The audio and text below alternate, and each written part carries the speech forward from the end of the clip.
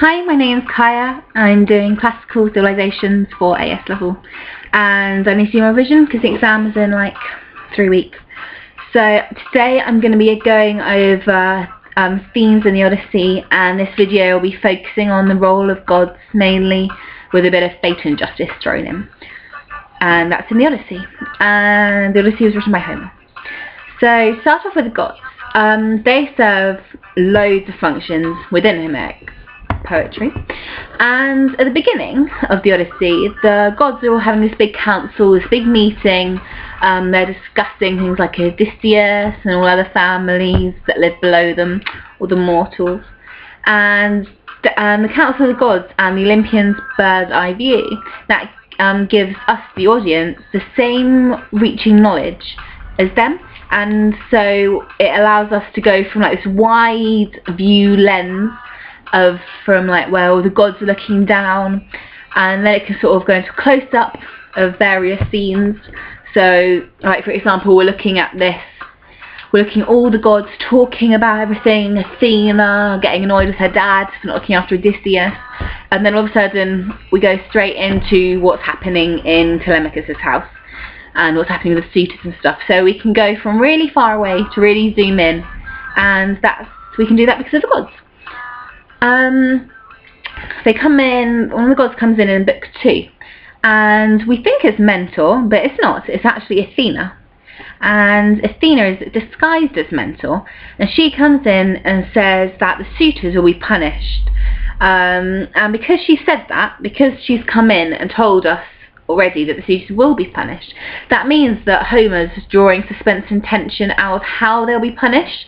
Because the story is really well known, all the audience in the Homeric times will be like, yeah, we know the story, we know they're going to be punished, but Homer can change details in the story, so they don't know how they're going to be punished. So yeah, so the outcome is inevitable, but it's like really built up, so we can find out what's happened. And Homer also uses the gods to draw the narrative, and that's like, they make convenient starts to action, like Odysseus is being brought out of his girly and glorious hidden despair. Like Athena obviously sent Hermes to get Odysseus moving, because he's like stuck on Calypso's island and isn't really bothering to do anything about it, we assume. Although that's kind of vague, we don't know if Odysseus actually can't get off or if he can't really be bothered, because he does get off surprisingly quickly when Calypso just like, go. So anyway, so Athena sends Hermes, and she sends Hermes to get Odysseus moving. Athena also spurs Telemachus on to go on a journey to make him famous and win glory, because to be honest he's not really doing much back, just sitting there just going, oh, my dad's come home. So Athena sends him off. She also gives Odysseus his plan to destroy the suitors.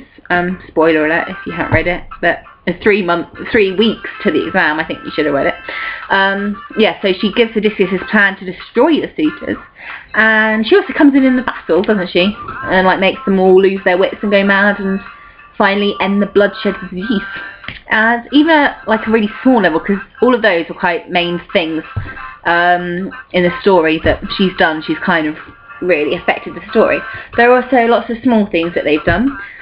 She sends her dream, Athena sends a dream to Nausicaa, and that spurs her to go and meet Odysseus. She also sends a vision to Penelope when Penelope is really upset and crying in her bed, and she sends the vision of Penelope's sister to come and tell her to stop crying and stuff, and that comforts her. Penelope just thinks that's a dream though, but she's comforted and stuff. And she also she makes all of them look good, like all the time. Like she makes Penelope look absolutely so hot, so beautiful when she comes down, so the suitors will like still love her so much. What else she makes, of course, all the time she makes Odysseus look great, like when he's in Nausicaa. So she's like, well, he is good, because before, when they first meet, he's like naked and has just got leaves all over him, so that's not the greatest thing. So when he's all washed and showered and everything, he looks better. He looks like a god. I think that's one of the quotes. He looks godlike or something, so very good. She also hides Ithaca from Odysseus and hides him from Ithaca. So There are lots of small things that Athene does. And because Odysseus has always got Athena, even though he doesn't always know, that sort of relates to in the Homeric world. Having help of gods doesn't make you weaker or less of a hero, even though Ajax thinks it does, but that's a tragedy, so I'll talk about that in another video. But in the Homeric world, having help of gods does not make you weaker or less of a hero. Actually, it enhances the hero and gives them a special magnificence and everything. And they all know that Odysseus has the divine on his side very clearly. So everyone's like, wow, you've got a god on your side, that's so cool. Because Odysseus, he's great and stuff, but what could he have done without Athena, to be honest? Because he wouldn't have, well, without any gods, to be honest. Like, he meets the, oh, this is awful, I can't actually remember who it is, but he meets the gods when he's on Circe's little place, and without him, who is it? Anyway, without them, I'll put it underneath when I'm writing my description. Without that god, he wouldn't have been able to escape. He would have been turned into a pig and eaten and be dead, and that would have been a really boring story. Like, everything Odysseus does, he has the god's help for. But that doesn't make him pathetic or anything. To us, we're a bit like, yeah, great. Well, if you've actually done anything, have you, Odysseus? But to everyone else, they're like, whoa, you've got God on your side, that's so cool. Yeah. But there are some people who think that the gods of Homer aren't actually real. They're like, well, of course they're not real, but I mean in the story, they think they're just like literary devices, and they're in the epics like only to give a bard, Homer is the bard, some way to include variety and like cause and effect and stuff, because of course they're like hilarious in some places, and in other places they're explained way as like a psychological motivation in the characters themselves. However, they do add a bit more than that, but that's kind of, they do lots of strange things. And the epics, I call the novels, they're a source from which we can derive insight into Homeric society. Quote from my notes. Like, there's loads, we find out loads about rituals within the Odyssey. For example, Telemachus tells Penelope to vow sacrifice to the gods if suitors will grant them vengeance. No, if Zeus will grant them vengeance on the suitors. Because they obviously want vengeance, because the suitors are absolute idiots and no one likes them and they have no friends apart from each other. So in book 17, they want vengeance on them. So, yeah. And what else have we got? Nestor's son, I'm going to say this wrong, Stratius. Anyway, he says that all men need the gods, which they kind of do, because look at Odysseus, he's awful without him, really.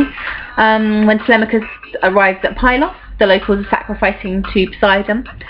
Remember Athena's there too, she's all disguised, and she loves it. She's like, oh, pass me the cup, I want to join in. She finds it hilarious, because she's a god dressed up. She's like, oh, let's sacrifice on the gods. And at the end, she loves it, because Nestor sacrifices to her.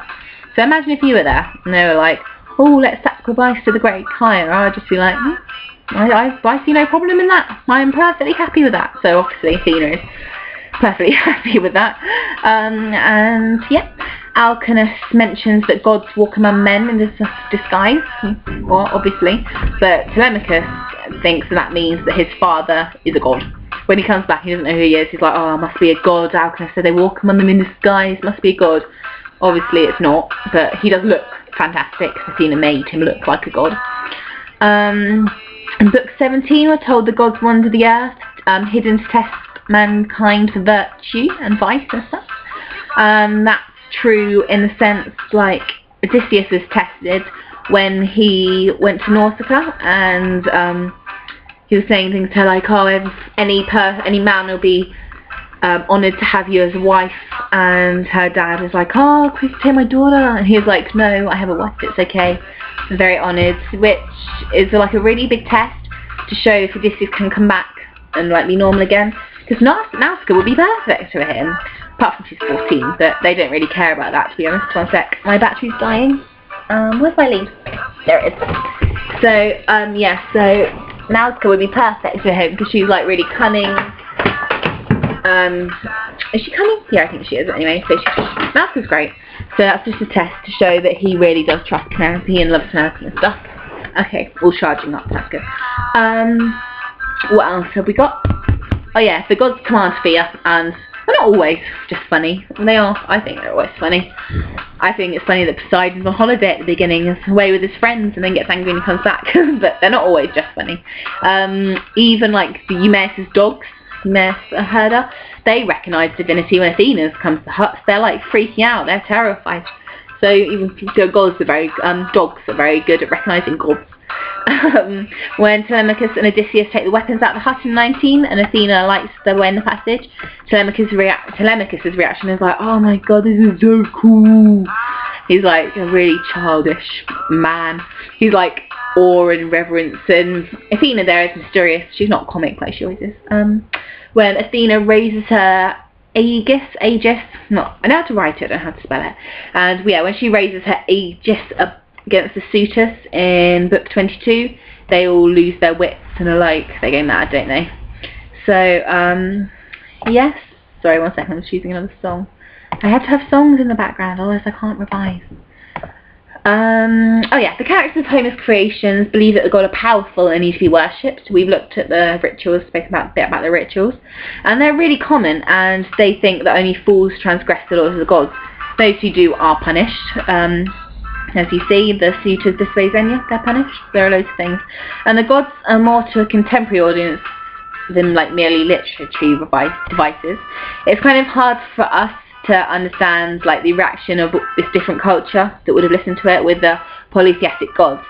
But we shouldn't assume that their reactions are the same as ours, especially when it comes to religion. We're like, why are they cutting off soul? Oh, sorry, my hair's awful, I've just been out in the rain, it's still wet.